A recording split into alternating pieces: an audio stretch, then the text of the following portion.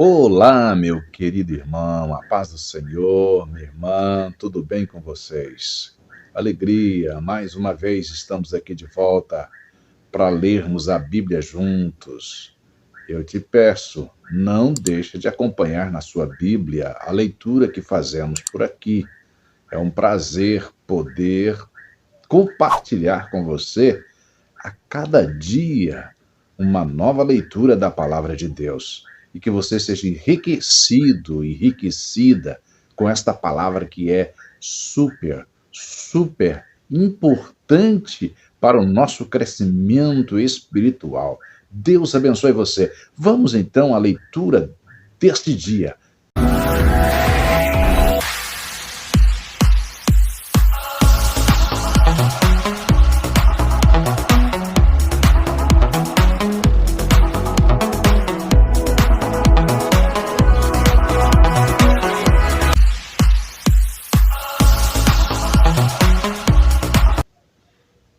Abra sua Bíblia no livro do Gênesis, capítulo 41. Estaremos dando sequência a partir do versículo 16 até o versículo 57. E respondeu José a Faraó, dizendo: Isso não está em mim. Deus dará resposta de paz a Faraó. Então disse Faraó a José: Eis que em meu sonho estava eu em pé na praia do rio. E eis que subiam do rio 7 vacas gordas de carne e formosas à vista, e pastavam no prado. E eis que outras 7 vacas subiam após estas, muito feias à vista e magras de carne. Não tenho visto outras tais, quanto à fealdade em toda a terra do Egito.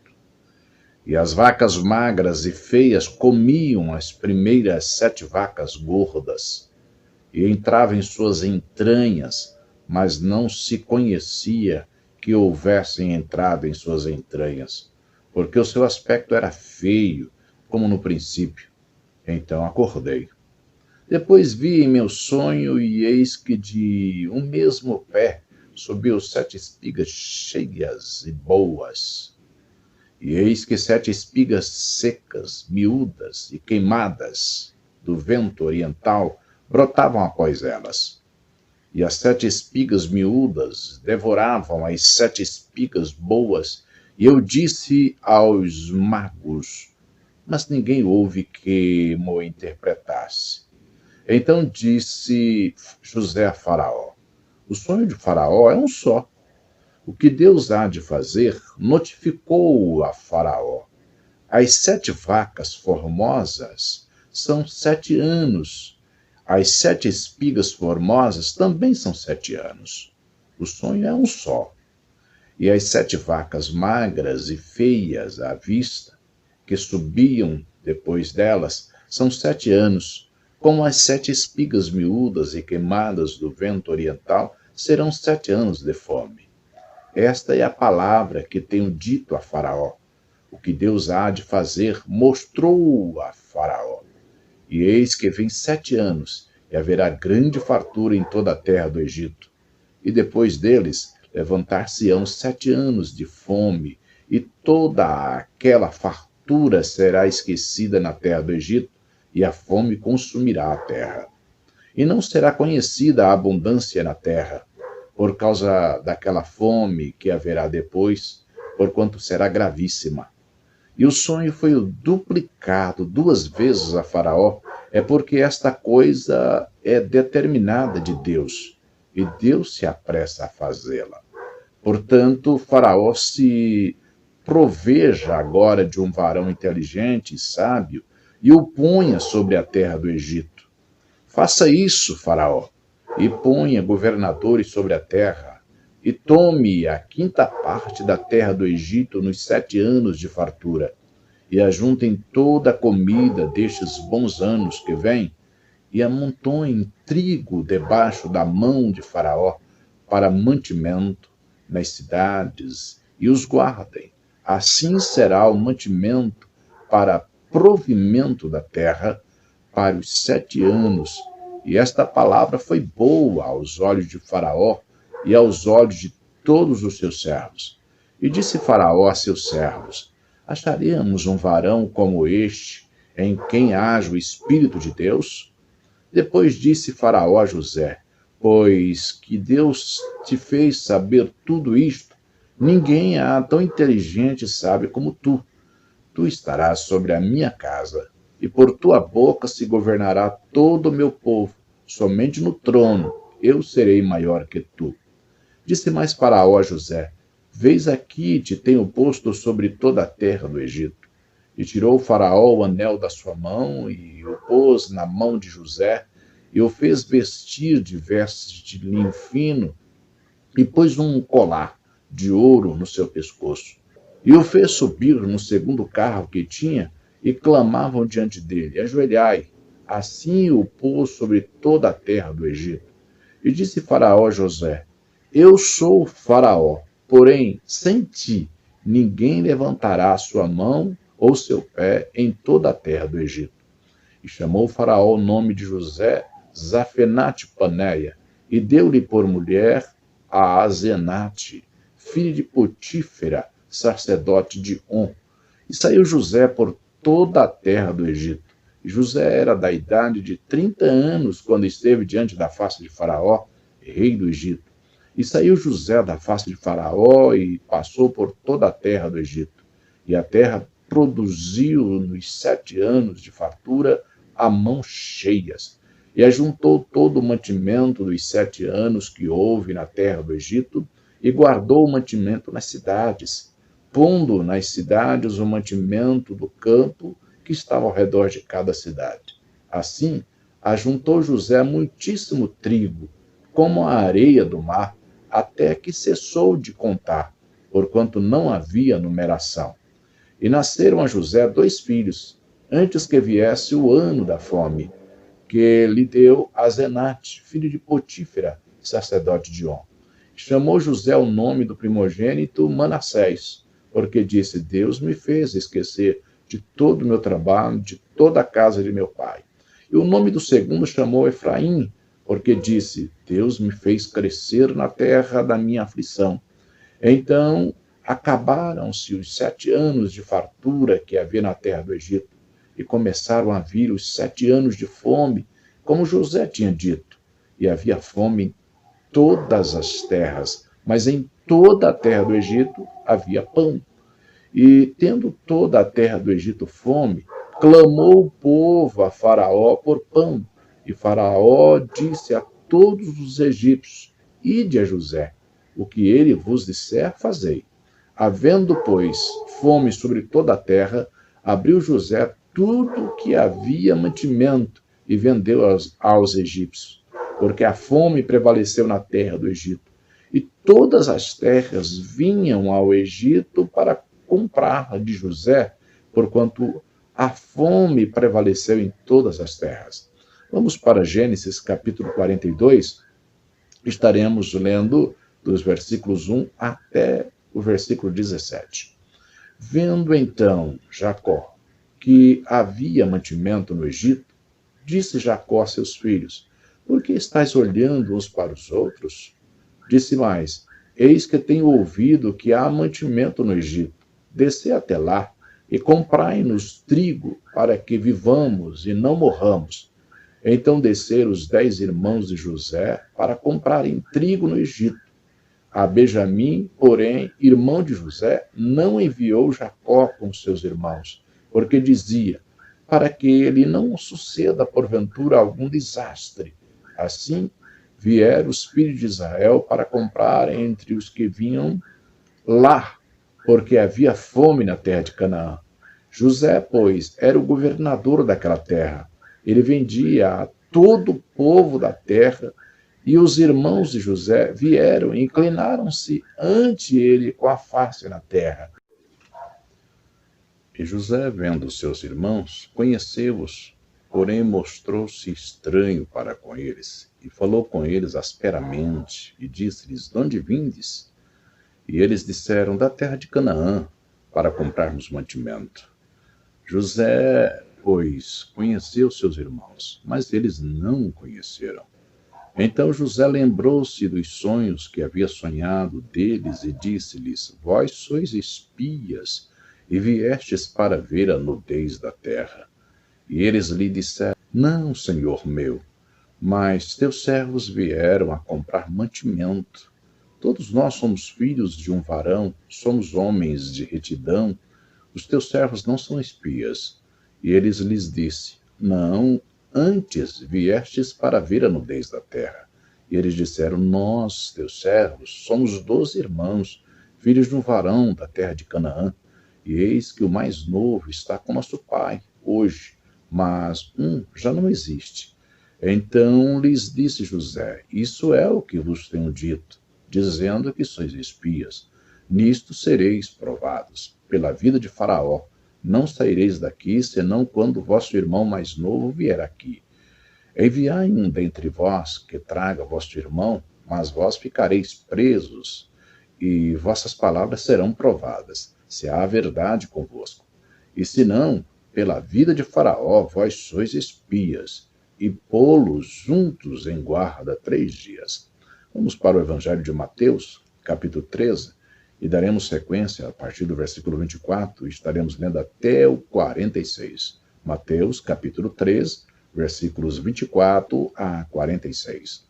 Propôs-lhe outra parábola, dizendo: O reino dos céus é semelhante ao homem que semeia boa semente no seu campo.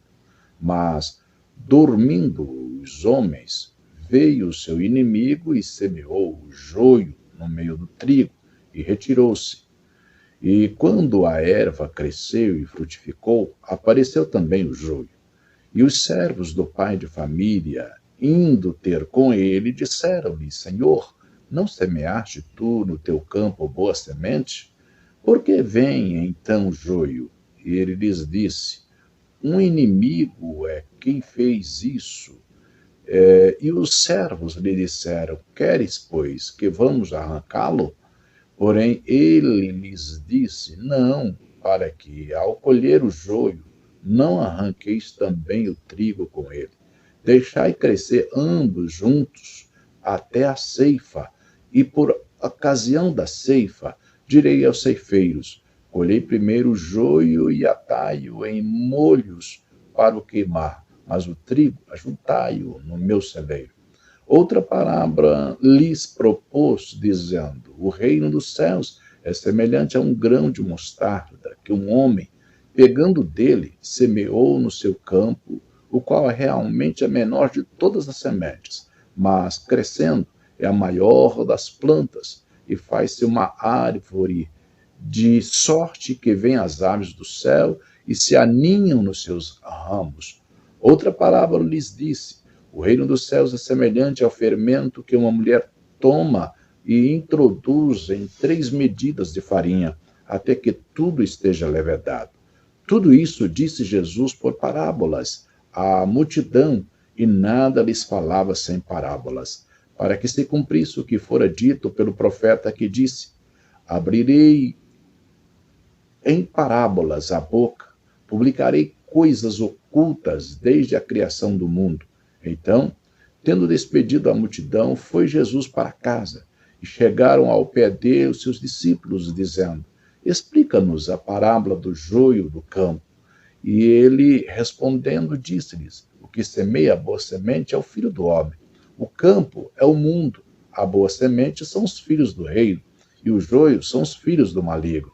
O inimigo que o semeou é o diabo, e a ceifa é o fim do mundo, e os ceifeiros são os anjos.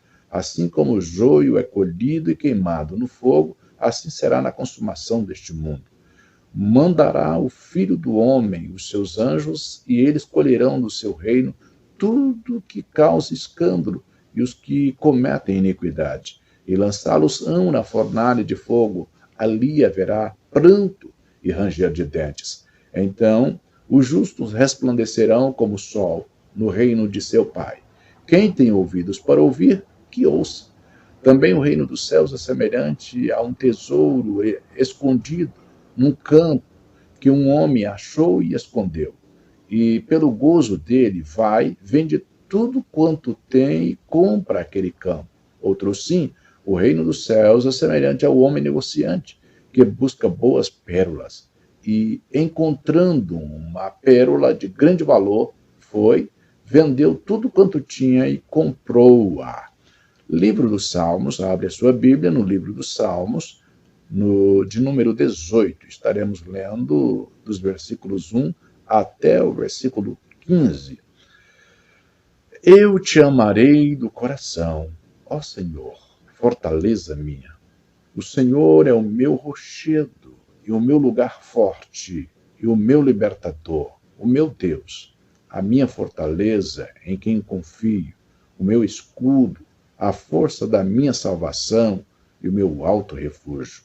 Invocarei o nome do Senhor, que é digno de louvor, e ficarei livre dos meus inimigos. Cordéis de morte me cercaram, e torrentes de impiedade me assombraram. Cordas do inferno me cingiram, laços de morte me surpreenderam. Na angústia, invoquei ao Senhor e clamei ao meu Deus. Desde o seu templo, ouviu a minha voz e aos seus ouvidos chegou o meu clamor perante a sua face. Então a terra se abalou e tremeu, e os fundamentos dos montes também se moveram e se abalaram, porquanto se indignou. Do seu nariz subiu fumaça, e de sua boca saiu fogo que consumia, carvões se acenderam dele. Abaixou os céus e desceu, e a escuridão estava debaixo de seus pés. E montou num querubim e voou, sim, voou sobre as asas do vento.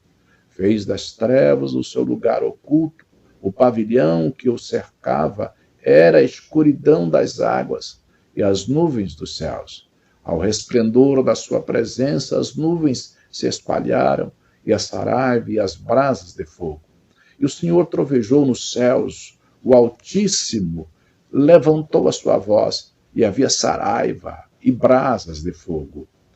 Despediu as suas setas e os espalhou, multiplicou raios e os perturbou. Então foram vistas as profundezas das águas, e foram descobertos os fundamentos do mundo. Pela tua repreensão, Senhor, ao soprar das tuas narinas. Provérbios capítulo 4, dos versículos 1 até o versículo 6. Ouve, filhos, a correção do pai, e estais atentos para conhecerdes a prudência. Pois dou-vos boa doutrina, não deixeis a minha lei, porque eu era filho de meu pai, tenro e único em estima diante de minha mãe. E ele ensinava-me e dizia-me: retém as minhas palavras, o teu coração, guarda os meus mandamentos e vive. Adquire a sabedoria, adquire a inteligência, e não te esqueças, nem te apartes das palavras da minha boca. Não desampares a sabedoria, e ela te guardará. Ama-a, e ela te conservará. Mais uma etapa. Estamos aqui encerrando, nesta oportunidade, a leitura da Bíblia Sagrada. E contamos sempre com você. Amanhã nós teremos mais uma leitura. E com certeza, como essa, Deus estará falando ao seu coração. E eu peço aqui, não esqueça, tá? Se você não se inscreveu no canal, se inscreva. Compartilhe esse vídeo, que outras pessoas possam acompanhar a leitura da palavra de Deus. Espero que assim muita gente possa ser alcançada quando você compartilha. Deus abençoe você. Deus abençoe a sua casa. Deus abençoe a sua família.